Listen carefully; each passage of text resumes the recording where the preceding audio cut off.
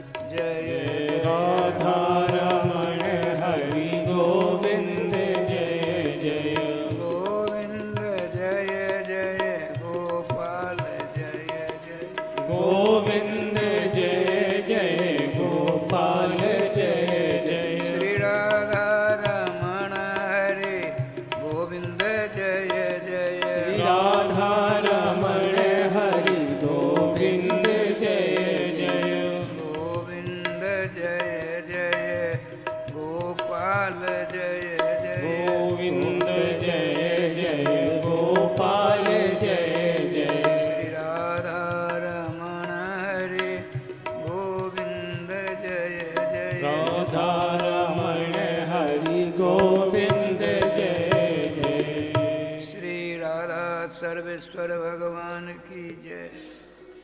श्री गुरुदेव भगवान की जय। सकल संत समाज की जय। श्री नाम संकीर्तन की जय। श्रीमद्भागवत महापुराण की जय। श्री हनुमान जी महाराज की जय। जय जय श्री राधे श्याम नाम महाराज की जय। जय श्री राधे श्याम नाम महाराज की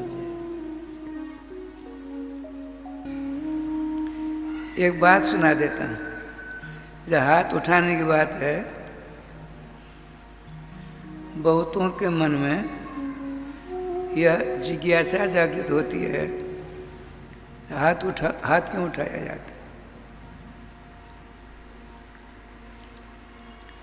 पुराणों में तो है ही, श्रीमद् भागवत महापुराण का जो महात्म पद्म पुराणोक्त है, उसमें कथा होती है। भगवान अपने पार्षदों के साथ आते हैं तो प्रहलाद जी, नारद जी, इंद्र, सनकादिक, सुखदेव जी सबके सब उत्ता तरंगों के द्वारा नृत्य करते हैं, अपने भुजाओं को ऊर्ध्वमुखी करते हुए।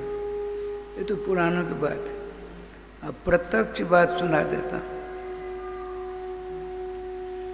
मैं लगभग 1951-52 ईस्वी से श्रीधाम वृंदावन में राधे राधे करता। मैंने श्रीमद् भागवत महापुराण जब पढ़ा, ब्रजवासी गृहस्थ संत थे, उनका नाम था, हाथ उठाने की बात पर कह रहा, श्री नथीलाल शर्मा। वयोवृद्ध थे, गोपाल जी के दर्शन उनको कई बार मिल चुके थे। उन्हीं के मुखारबिंद से हमने जो सुना, उन्होंने कहा मैंने प्रत्यक्ष देखा, राधेश्याम प्रत्यक्ष देखा। क्या देखा? अब जमुना जी जाते होंगे परिक्रमा, अगर जमुना जी मिलती है ना, तो जमुना जी के पल्ली पार उत्तर तरफ माठ गांव है, माठ ब्लॉक भी है, तहसील भी है और एमएलए का क्षेत्र भी है। उन दिनों में कोई साधन दूसरा नहीं था, आजकल तो बहुत साधन पुल बन गए। तो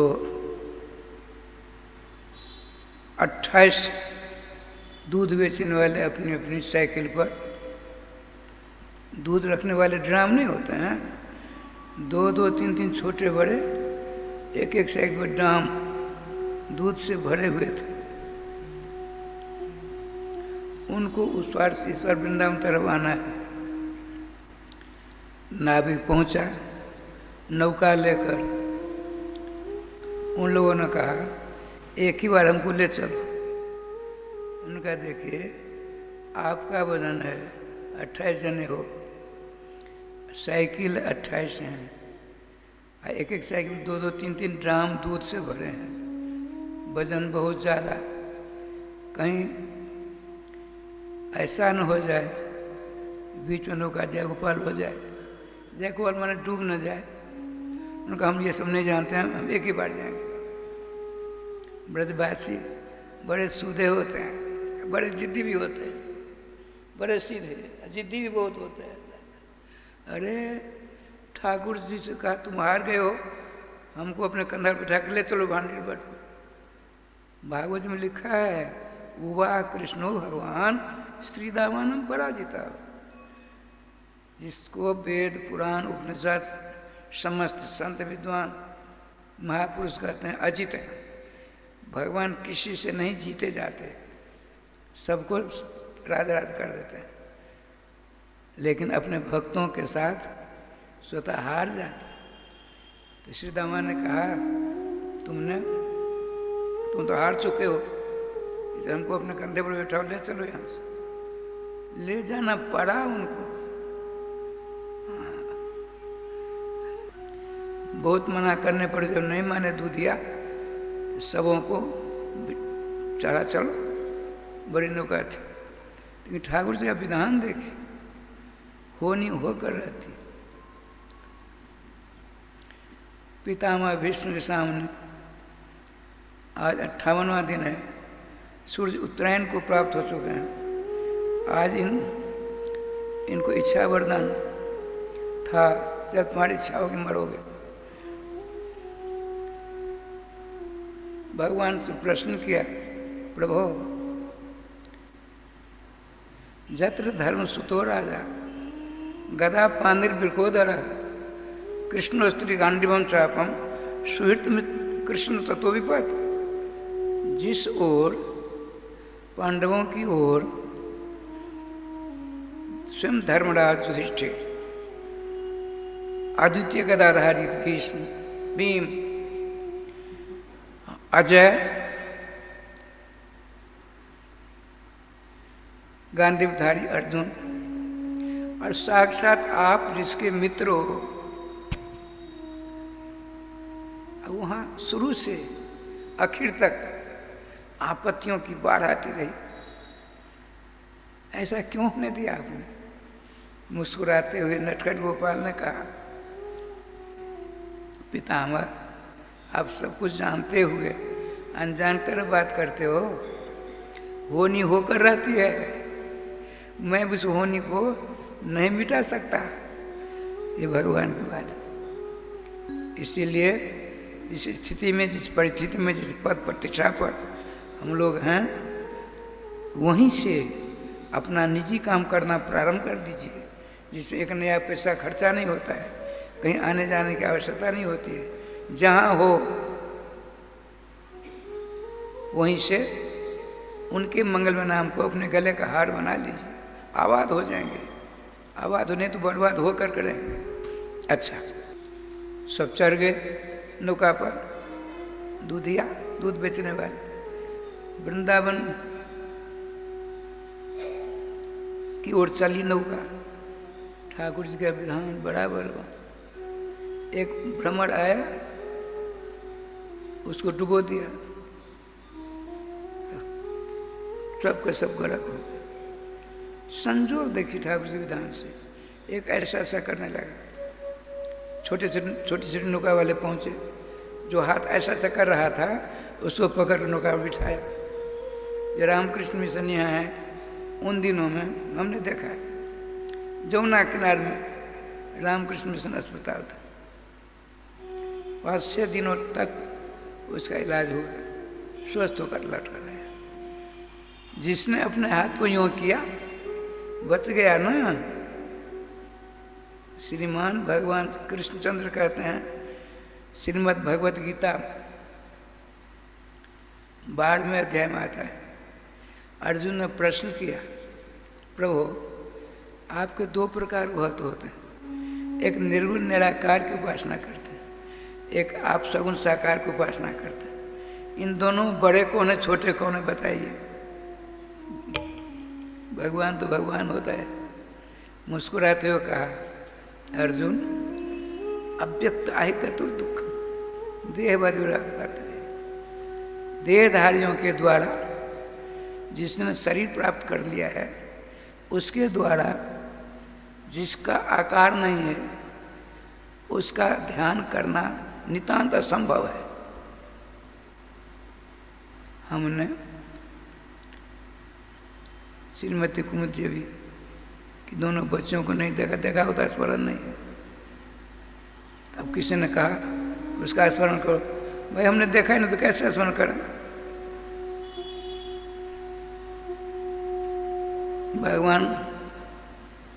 भगवान कृष्ण कौन है बताते हैं, ब्रह्म रुद्र इंद्रादि बंदित पाद पीठ।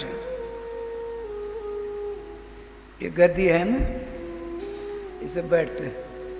तो भगवान जो विराजमान होते हैं उनकी एक चरण चौकी होती है, उस पर पाम रखकर सिंहासन बैठते हैं। उसका नाम है पाद पीठ। तो जितने देवी देवता हैं सब आते हैं अपनी अपनी उपस्थिति प्रदान करने के लिए। एक बार की बात सुनाता हूँ। अंधकार जानते, अंधकार अंधेरा, अंधेरा देव भगवान के पास आया, नमस्कार किया, उदास था। श्रीमान नटखट गोपाल श्री कृष्ण ने पूछा, अंधकार देव आप उदास क्यों हो? भगवान हमने अपने जीवन में भुवन भास्कर अर्थात सूर्य को कुछ नहीं बिगाड़ा, सूर्य का, और सूर्य हमको परेशान करते। अच्छा चिंता मत करो, मैं उनसे पूछ कर व्यवस्था कर दूंगा। अंधकार गया, देवताओं की ताता लगी रहती है। अब सूर्य देव का नंबर आए, नमस्कार कर चलने लगे। भगवान श्री कृष्ण ने पूछा, भास्कर जी सुनिए सुनिए, आपकी शिकायत आई। अब तो सन्न रह गए। भगवान जो आदेश, भगवान ने कहा आपके सामने गरीब है अंधकार, अंधकार को क्यों परेशान करते हैं? भगवान आप उनको बुलाए, मैंने कब क्या किया? उनको तुमने कुछ नहीं किया। कब सूरज के सामने अंधेरा रह सकता है? कभी नहीं रहता। तो ठाकुर जी की बात है, भगवान जब सिंहासन में बैठते हैं तो चरण चौकी की उपाद पीठ पर रख करके चरण को ऊपर रखते हैं। जितने देवी देवता ब्रह्म रुद्र इंद्रादि सबको सब आते हैं, उनके मुकुट में नाना प्रकार पत्थर जड़े होते। पत्थर माने हीरा आदि, वो पत्थर ही तो हैं। अब भगवान श्याम सुंदर के चरणारविंद कितने कोमल हैं, भागवत जी में वर्णन आता है। भगवान श्री कृष्ण के अंश के अंश के अंश क्षीरोदसाय विष्णु, विष्णु भगवान के दोनों चरणों को, उनके चरणों के पास में श्रीमती लक्ष्मी देवी अपनी गोदी में मखमली गद्दा रख करके और आपके दोनों चरणों को वहाँ विराजमान किया। अब इनके हृदय में हुआ, माता लक्ष्मी जी के हृदय में, मेरा हाथ तो बड़ा कठोर है, मेरे दोनों हाथ बड़े कठोर हैं, इनके चरणारविंद तो अत्यंत सुकुमार हैं। अब मैं अपने हाथों से इनके चरण कमल का स्पर्श कैसे करूंगी? तो ऐसे ऐसे करते, ऐसे ऐसे तो आपके दोनों हाथों से आवाज निकलती है, उस आवाज से आपका चरण संवाहन हो जाता है। इतने कोमल श्याम सुंदर चरणारविंद, और लिखा है ब्रह्म रुद्र इंद्रादि पंडित पाद पीठ। इन देवी देवताओं के मस्तक पर मुकुट में नाना प्रकार के पत्थर, चमकीले पत्थर, और उन्होंने भगवान श्याम सुंदर के चरण के ऊपर अपने मुकुट रखा। एक दो तो है नहीं, आनंद देवता हैं 33 करोड़। भाई नमस्कार हुआ कि उनके चरणों मुकुट रखने का परिणाम दूसरा तो उनको दंड मिलना चाहिए। इनका तो नहीं, ऐसी बात नहीं। ब्रह्म रुद्र इंद्रादि वंदित पीठ माने उस सारे के सारे देवता आते हैं, भगवान जिस पाद पीठ के ऊपर अपने चरण विन्यास कर ऊपर आते हैं, उस पर मुकुट रख कर जाते हैं। ये अच्छा, आइए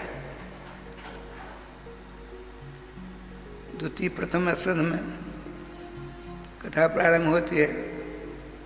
द्वितीय स्कंध में श्रीमान सुखदेव जी ने कहा, राजन, जिस किसी को कांति चाहिए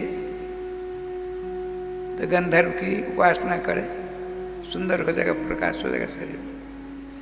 जिस किसी को लड़का बच्चा नहीं होता है, पितृगणों की उपासना करनी चाहिए। किसी को विवाह नहीं होता है तो दुर्गा देवी त्रिपुर सुंदर की आराधना कर विवाह हो जाएगा।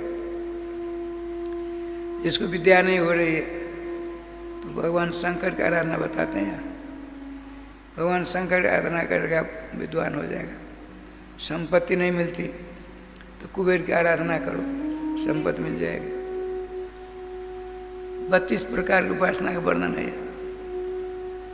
परम वैष्णवाचार्य पांडुकुल भूषण राजराजेश्वर श्रोत्र श्रेष्ठ श्रीमान परीक्षित जी के मन में शंका हुई। आचार्य पाद श्री सुखदेव जी ने कहा, राजन बोलो, उदास क्यों हो? भगवान जिसने केवल वैष्णव धर्म स्वीकार किया है, एकमात्र मनसा वाचा कर्मणा, अपने परम प्रेमास्पद जुगल सरकार श्यामा श्याम श्री राधा कृष्ण के चरणों की वंदना करता, उनके नामामृत का सदा रस आस्वादन करता है। अब कहीं उसके दिल दिमाग में ऐसी बात आ गई, मैं विद्वान बनूं, मुझको विवाह हो, लड़के बच्चे हो, सुंदर बनूं, तो तत्त देवताओं की आराधना करनी पड़ेगी। क्या बढ़िया जोरदार प्रश्न है। श्रीमान सुखदेव जी मुस्कुराते हुए कहते हैं, राजन सुनो, अकाम, 2 प्रकार की उपासना होती है। निष्काम भाव से उपासना करें, सकाम भाव से 2 प्रकार। श्री सुखदेव जी कहते हैं, राजन, अकाम सर्व कामो वा मोक्ष काम उदारधि तीव्रेन भक्ति जो न यजेत पुरुषम परम। निष्काम भाव से भजन करो, और यदि कामना है नाना प्रकार कामनाओं के लेकर के श्री कृष्ण की आराधना करो, वहाँ किसी प्रकार कमी नहीं है। तुमको ज्ञान वैराग भक्ति, अरे मोक्ष चाहिए, उन्हीं का आराधना करो, कहीं इधर जाने की जरूरत नहीं है। क्या बढ़िया बात हुई। राजश्याम जी, 2 प्रकार की भक्ति होती है, एक व्यभिचारिणी भक्ति, एक अव्यभिचारिणी भक्ति। व्यभिचारिणी भक्ति किसको कहते हैं? आपके इष्ट जुगल सरकार श्री सीताराम है, श्री राधे श्याम है, उनकी आराधना उपासना करते हैं। कभी दुर्गा जी की, कभी देवी जी की, कभी गणेश जी की, गंगा गए गंगादास, जमुना जी की जमुना गए जमुनादास, इसको कहते हैं व्यभिचारिणी भक्ति। और व्यभिचारिणी भक्ति क्या होती? एकमात्र अपने परम प्रेमास्पद सर्वेश्वर सर्वाधार सर्वनियाम वेदे के प्रतिपादी श्याम सुंदर को छोड़कर हम कहीं नहीं जाना है। इन दोनों में श्रेष्ठ कौन है? निष्काम भक्ति। अर्जुन की बात सुनकर भगवान कहते हैं देहधारियों के द्वारा बिना शरीर वाले की आराधना उपासना असंभव है। और सुन लो, जो मेरी आराधना करता है, मेरी उपासना करता है, मेरा नाम लेता है, मेरा ध्यान करता है, मेरी लीलाओं का दर्शन करता है, मेरे अयोध्या वृंदावन आदि धामों की शुभ यात्रा करता है, मैं बड़ा प्रसन्न रहता हूँ। और सुनो, ऐसे भक्त मृत्यु काल में मेरा स्मरण करता हुआ अपने दोनों मृत्यु संसार सागर में गोता नहीं खाएगा। स्पष्ट कहते हैं श्री कृष्ण डंके की चोट में, वर्तमान में संसार में जितने राष्ट्र हैं, उन राष्ट्रों में जितनी बोली जाने वाली भाषाएं हैं, उन सभी भाषाओं में श्रीमद् भगवद गीता का अनुवाद हुआ है। जितना अनुवाद श्रीमद् भगवद, छोटी सी पुस्तक है, गागर में सागर भरने का प्रयास श्री कृष्ण ने किया, उनको पूर्ण सफलता प्राप्त हुई। मात्र 18 अध्याय हैं, 700 श्लोक हैं, सब कुछ उसमें विद्वान है। राय श्याम जी स्पष्ट कहते हैं श्री श्याम सुंदर तेषाम भक्ति योग परायणा नाम सगुण साकार उपासका नाम। जो मुझ सगुण साकार की उपासना करते हैं, संसार सागर में गोता खाते, मैं क्या करूँ, दृढ़तम नौका लेकर जाता हूँ और उसके हाथ को पकड़ कर नौका बिठा कर ले आता हूँ। तेषाम समझ मृत्यु संसार सागर भव में न चला पार्थ मचा चेत शाम। जिसने मेरे नाम का स्मरण चिंतन भजन किया, जो संसार सागर में गोता नहीं खाने देता, उसके हाथ को पकड़ कर नौका पर बिठा कर बड़े आनंद से अपने यहाँ ले आता हूँ, चका से मेरे पास रहता है। सुनिए, जितने देवी देवताओं के धाम हैं, सब धाम ठीक है। जैसे हमने शंकर जी की आराधना की, पार्वती की आराधना की, इंद्र की आराधना की, वरुण की आराधना की, वहाँ सवारी आएगी, जाऊँगा, पूर्ण छिन्न हुआ लौटना पड़ेगा। आना जाना लगा है। आप भगवान श्याम सुंदर राम कृष्ण आराधना उपासना करेंगे, केवल जाना ही जाना है, वहाँ आना नहीं है। जद गत्वा न निवर्तन्ते, गीतोपदेशक श्री कृष्ण की डिंडिम उद्घोषणा है। जद गत्वा न निवर्तन्ते तद्धाम परम, वह मेरा सर्वोच्च धाम है। जो मेरे नाम का स्वादन करता है, मेरे नित्य धाम को प्राप्त कर सदा सदा के लिए आनंद सागर में गोता खाता रहता है। श्रीमद् भागवत महापुराण में 18,000 श्लोक हैं। इन समस्त श्लोकों के द्वारा नाम की शरण लेने की चर्चा है। इसलिए हमको, आपको सबों को भगवान नाम लीजिए। राय श्याम जी तृतीय अध्याय में बड़े विलक्षण बात है। श्री ब्रह्मा जी सृष्टि करता संतोष नहीं होता है, तो आपने अपनी छाया को दूर बना दिया। स्त्री और पुरुष, पुरुष हुए मनु जी महाराज स्वयंभू मनु, स्त्री जिनकी छाया ने उदाहरण किया उसका शत्रुपा नाम। इन दोनों से 5 बच्चे हुए, 3 बच्चियां 2 बच्चे। दोनों बच्चों में एक का नाम उत्तानपाद, एक का नाम प्रियव्रत है। तो प्रियव्रत बड़े भाई, प्रियव्रत उत्तानपाद। 3 बच्चियां हुई, उन तीनों का नाम है आकुति, देवहूति, प्रसूति। आकुति का विवाह ऋषि नाम के महात्मा से करा दिया, ऋषि से करा दिया।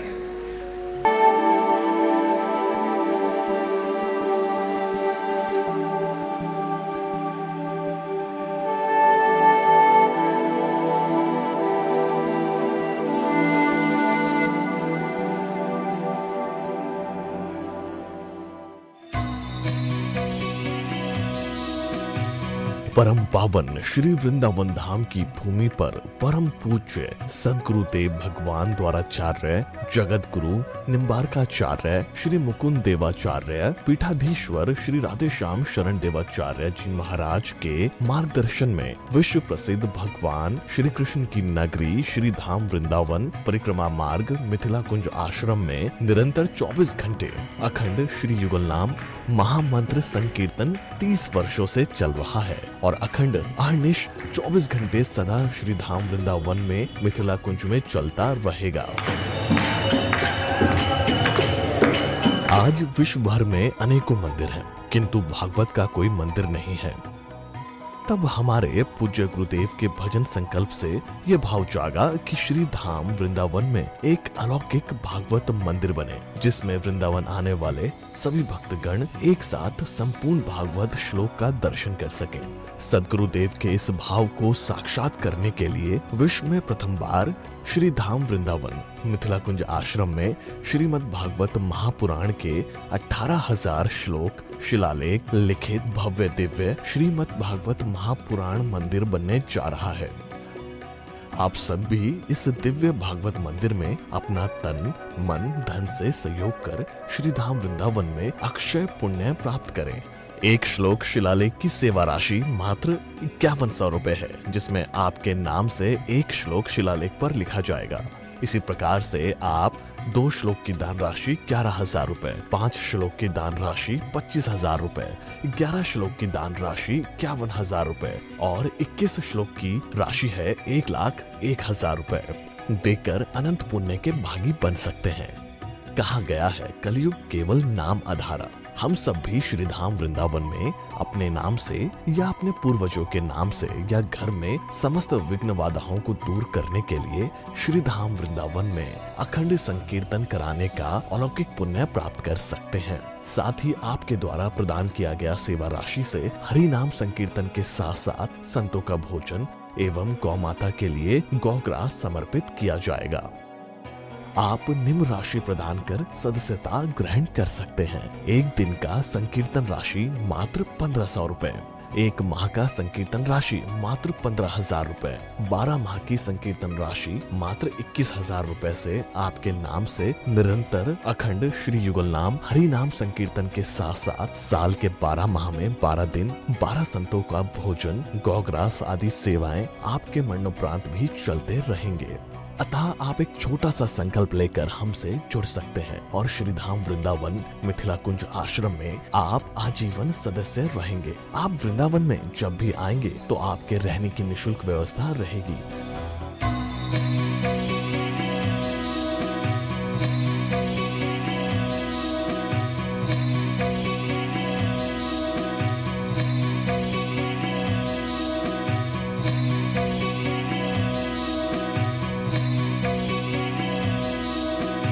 ये संस्था 80G के अंतर्गत कर मुक्त है, जिसके द्वारा आप अपने दान पर टैक्स की छूट प्राप्त कर सकते हैं। आपके दान राशि की रसीद आपको बाय पोस्ट संस्था द्वारा भेजी जाएगी।